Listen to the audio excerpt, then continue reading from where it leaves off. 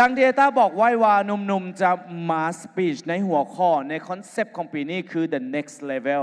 พวกเขามาเริ่มต้นกันกับอาร์ตตะปือ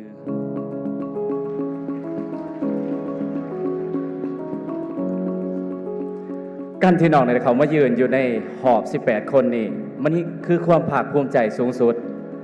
แต่นั่นยังบ่เป็นเป้าหมายสูงสุดของน้องเป้าหมายสูงสุดของน้องคือการเข้าไปยืนอยู่ในหอบ5คนสุดท้ายหรือ3คนสุดท้าย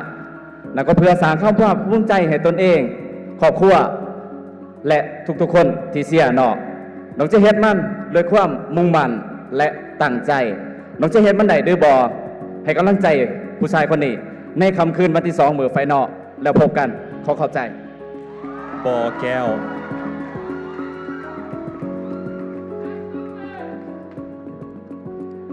จากเด็กกำพร้าที่อาศัยอยู่กับแม่เลี้ยงเดี่ยวในมือนั้นสู่มิสเตอร์ยูนิเวิร์สบอแก้วในมือนี้ตลอดระยะเวลาที่ผ่านมาที่น้องต่อสู้พยายามฝึกฝนตนเองและบ่ยอมแพ้ต่อโศกชะตามันได้ล่อล้อมให้น้องกลายเป็นคนที่เข้มแข็งและอีกบ่ดนนี้ก็จะกล่าวไปสู่การเป็น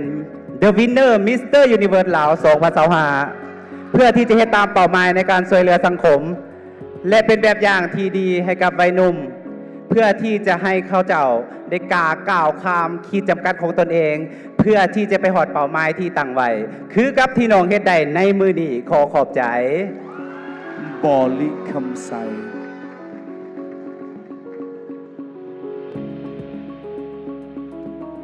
เดือนนี้เลเวลสำหรับน้องคือการก้าวไปข้างหน้าที่หัวใจเต็มไปด้วยความมุ่งมั่นและการบ่ยอมแพ้ต่ออุปสรรค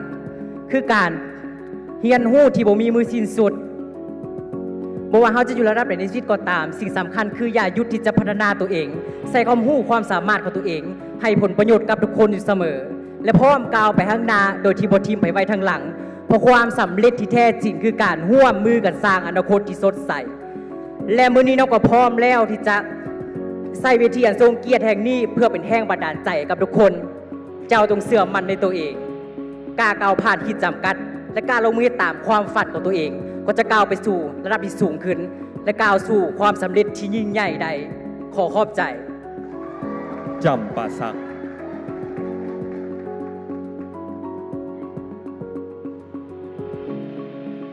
เป็นยังเจ้าจึงเปลี่ยนไปนี่เป็นประโยคที่หลายคนมากกว่าเขาก็ได้แต่สงสัยว่าแล้วเป็นยังจึงต้องอยู่จุดเก่าในเมื่อเขาดีกว่าเดิมได้ Good evening ladies and gentlemen my name is Bobby and I'm here to take Mr. Universe to the next level and I'm gonna set a new standard this year I'm here to be the greatest competitor the highest wall others must climb but next year I'll return not as a wall but as stairs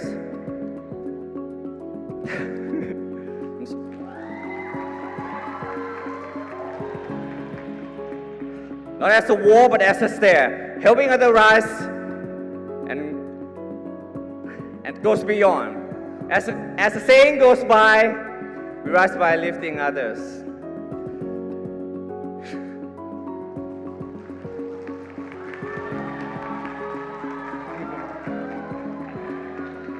Alright, and if you're still wondering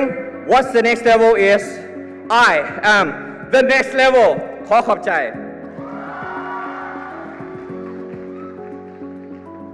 หัวพันน้องเคยตั้งคำถามกับตัวเองว่าการย่านที่เปลี่ยนแปลงมันจะพาให้เราบ่ไปสู่ความสำเร็จน้องก็เลยเปลี่ยน mindset และตัดสินใจออกจากจุดคอมฟอร์ตโซนของน้องเพื่อ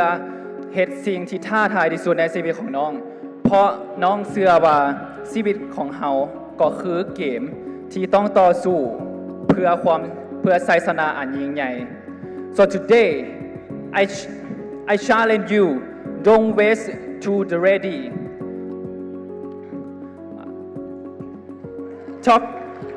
Take the step, level up, no such a waste. In belief and your next level is waiting. Go for it. Thank you. คำนวณ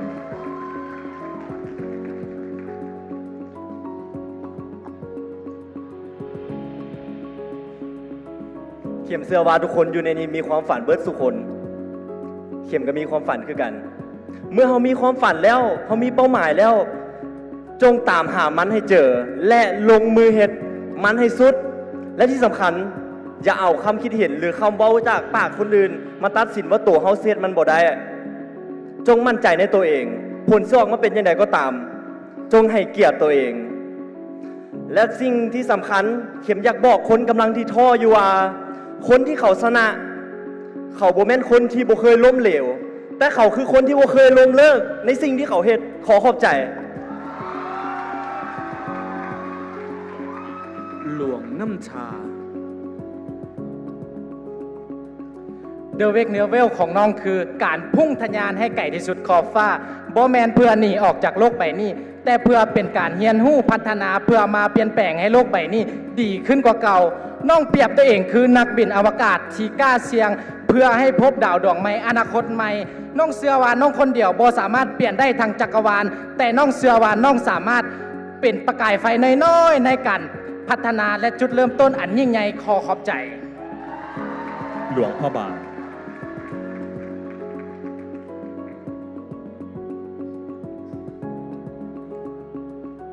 กับทุกอย่างที่ผ่านไปไอ้ภูมิใจกับตัวเองแต่บ่เสียดายเพราะว่าเสื้อมันว่าหัวใจน้อยๆที่เต็มด้วยความตั้งใจ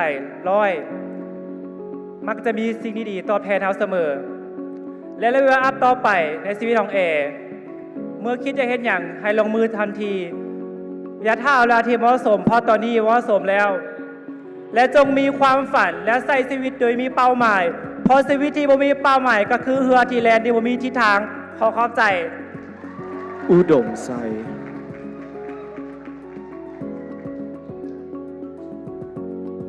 The next level สำหรับน้องบ่แม่นแค่การเก่งขึ้นแต่คือการกล้าขึ้นกล้าที่แสดงความสามารถกล้าที่จะพัฒนาตัวเองและบ่หยุดพัฒนากล้าที่จะเป็นตัวของตัวเอง I want to say something in English yeah the next level isn't just a place but is a mindset is about pushing the limits and doing grow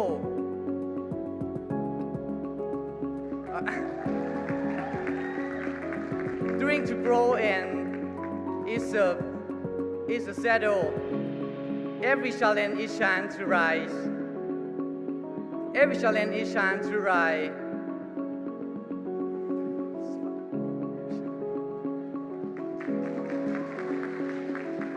don't wait for the next level become it thank you พงศาลี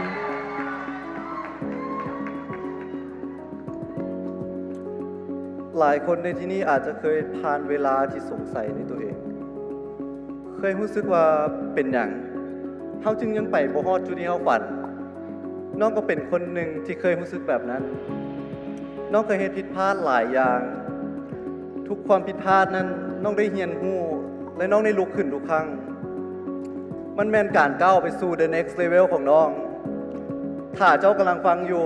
ขออยากให้เจ้าจื่อไว้ว่าอย่าย่านที่จะเริ่มต้นใหม่อย่าย่านที่จะเป็นตัวเองและสิ่งที่สำคัญที่สุดอย่าหยุดพาตัวเอง next level ขั้นต่อไปกำลังท่าเจ้าอยู่เจ้าพร้อมแล้วบ่พร้อมที่จะก้าวขึ้นไปอีกครั้ง the next level ขอขอบใจ ไซยบุรี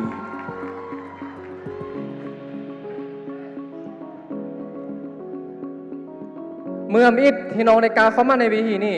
บ่มีมือได้เลยที่น้องว่าน้องจะเฮ็ดบ่ได้น้องเป็นคนที่ฟันใหญ่และใจน้องกล้าพอน้องได้ตั้งเป้าหมายและศรัทธาไปกับมันและเอาไว้ในเขาช่วยน้องคิดว่าหากเฮามีองค์ประกอบเหล่านี้คนเฮาสามารถพัฒนาและก้าวหน้าได้อย่างว่องไวคือกับคำว่า the next level และบัดสุดท้ายน้องอยากจะบอกว่าถึงน้องเองบ่แม่นนักรบแต่น้องเข้าใจสู้แบบนักรบขอขอบใจ สารวัน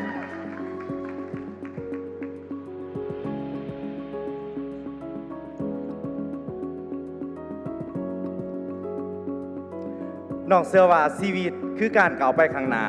เขาเองต้องหาเป้าหมายใหม่ๆให้กับตัวเองความสำเร็จบ่ได้เกิดจากเรื่องบังเอิญแต่เกิดจากวินัยที่เฮาเฮ็ดทุกๆมื้อด้วยความพยายามน้องสะสมสมอวินให้กับตัวเอง เฮาต้องกล้าที่จะลองเฮ็ดสิ่งใหม่ๆกล้าที่จะออกไปประเสริฐสิ่งใหม่ๆเพื่อเป้าหมายและกับความฝันของเฮาน้องก็เป็นเด็กหน่อยคนหนึ่งที่มาจากเขตชนบทบ่ได้มีต้นทุนสูงคือคนอื่นแต่น้องมีเป้าหมายที่ชัดเจนน้องกล้าก้าวข้ามความย่านและข้ามขีดจำกัดจนได้มายืนอยู่บนเวทีอันทรงเกียรติแห่งนี้น้องรู้สึกภูมิใจที่สุดและน้องจะบ่หยุดแค่เพียงเท่านี้น้องจะพัฒนาตัวเองให้ดีขึ้นกว่าเก่าน้องอยากเป็นแบบอย่างและอยากเป็นแรงบันดาลใจให้กับคนรุ่นใหม่เพราะน้องเชื่อว่าทุกความสำเร็จของเฮาสามารถเป็นแรงบันดาลใจให้กับคนอื่นได้ความกล้าจะพาเฮาไปไกลกว่าความกลัวเสมอขอบใจ สวรรณเขต น้องเองจากเด็กน้อยที่ขี้อายเอาแต่ลบอยู่ในกำแพงที่ตัวเองสร้างขึ้นและจำกัดตัวเองอยู่แต่ในนั้นแต่แล้วมื้อหนึ่งน้องก็ได้ก้าวขึ้นมาสู่เวทีนี้เวทีมิสเตอร์ยูนิเวิร์สด้วยความหวังและความฝันเพราะน้องเชื่อว่าเวทีนี้มันคือเวทีคุณภาพและเป็นเวทีแห่งการเปลี่ยนแปลงอย่างแท้จริงและน้องก็เชื่อแบบนั้นมาเสมอสุดท้ายน้องอยากฝากบอกทุกคนว่าจงมีความกล้าและเชื่อมั่นในคุณค่าศักยภาพของตนเองอย่าให้ความยากนั้นเป็นข้อจำกัดในการใช้ชีวิตเพราะชีวิตเฮาต้องเป็นคนกำหนดมันด้วยตัวเองขอขอบใจเสก่อ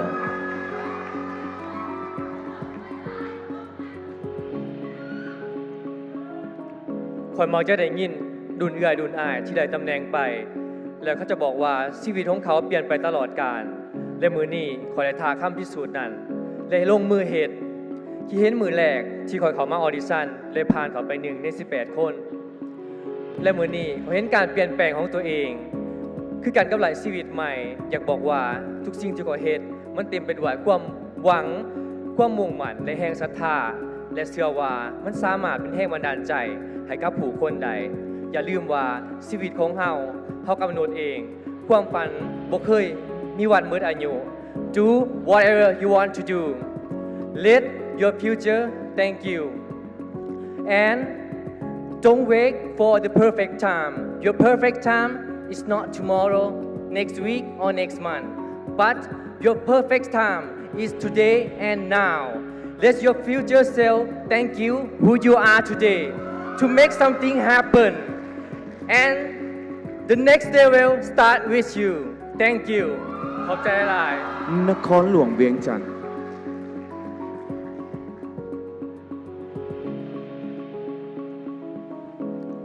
คำว่า The Next Level มันบ่แม่นสิ่งที่ไผๆที่จะสามารถให้กันได้มันเป็นสิ่งที่เฮาควรที่จะกล้าก้าวไปเพื่อคว้าเอามันแต่มันบ่เกี่ยวกับว่าเฮาจะมาจากจุดใดหรือจะมาจากไสมันเกี่ยวกับว่า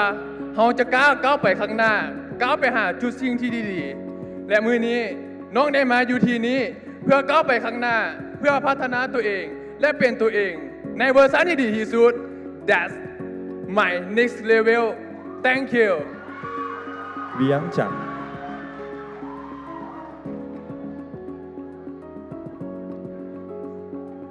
The next level ของน้องคือการที่ต้องกล่าวพาชีวิตที่บริโลกตะกี้กุหลาบน้องเดินทางมาต่างไกลเดินทางมาต่างแคว้นเพื่อเฮ็ดตามความฝันของตัวเองให้เป็นจริงน้องนั้นบริเติบโตมาด้วยความสุขสบายหรือความสะดวกสบายแต่น้องเติบโตมาด้วยความอดทนและความพยายามของครอบครัวของน้องดังนั้น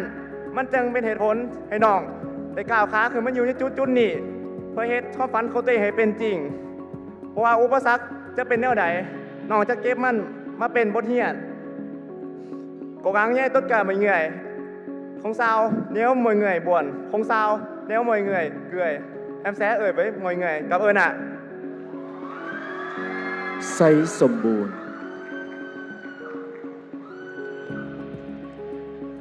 แขกเคยผ่านจุดที่บ่มีไผเสื้อในตัวแขกเลยแม้แต่คนเดียว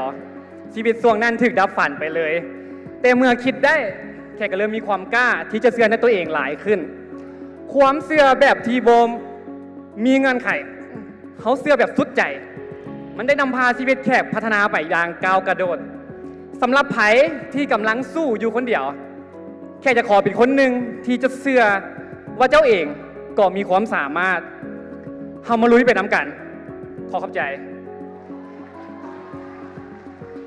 ขอเสียงตบมือดังๆอีกครั้งหนึ่งให้กับหนุ่มๆทั้งหมดทุกคน